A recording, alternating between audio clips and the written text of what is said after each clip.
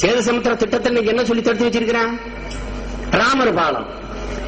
அறிவார்ந்த சமூகம், 21ஆம் நூற்றாண்டில் நிற்கிற ஒரு சமூகம், இந்த தேசம், இந்த மக்கள், இதை நம்ப முடிகிறதா? நீங்க உண்மையிலேயே கல்வியாளர்கள் தானா? உண்மையிலேயே நீங்க படிக்கிறீங்களா? அறிவு இருக்கா உங்களுக்கு? என் அன்பு சொந்தங்களே, கடலுக்கு மேல, நீர்மட்டத்துக்கு மேல தெரிகிற மண்மேடு தீவு, தனுஷ்கோடி, ராமேஸ்வரம், இலங்கை, கச்சத்தீவு, தீவு, இந்த மாதிரி பல தீவுகள் இருக்கிறவை. கடலுக்கு மேல இருக்கிற மண்மேடு, கடலுக்கு உள்ளே இருக்கிற ஒரு மண்மேடு தான் இவங்க ராமர் பாலம் இருக்காங்க. நான் உங்களுக்கு ஒன்று சொல்றேன்.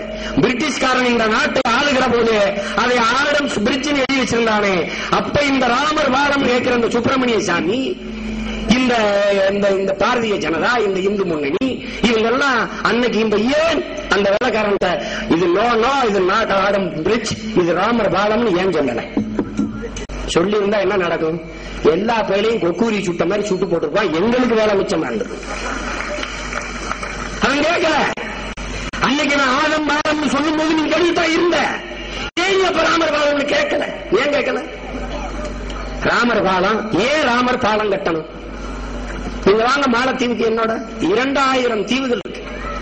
இதை எவ்வளவு ராமர் பாலம் சொன்னாலும் சொன்னாங்க. 2000 தீவு.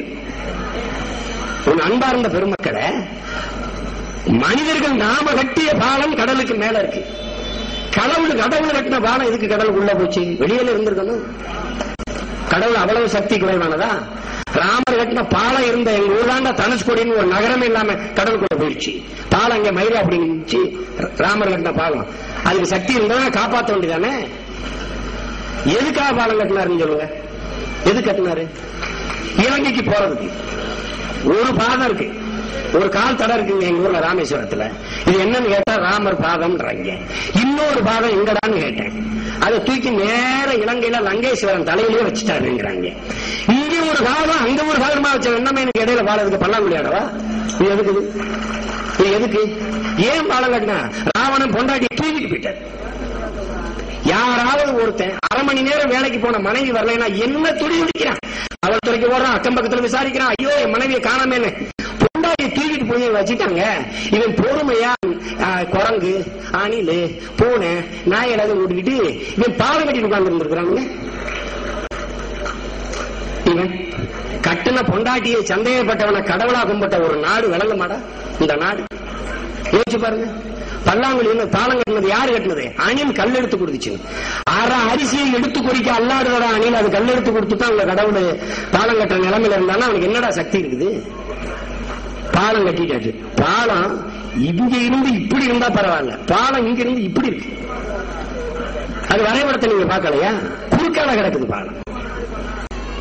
உடனே அந்த செல்லமா அணில எடுத்து வருடிட்டார் ராமர். 3 கோடு வந்துச்சு. இந்தியாவில் இருக்கிற அணிலுக்கு 3 கோடு ராமர் போட்டாரு. ஆஸ்திரேலியாவில் ஒரு அணில் இருக்கு, அதுக்கு 3 கோடு இருக்கு. அது ஏன் போட்டது?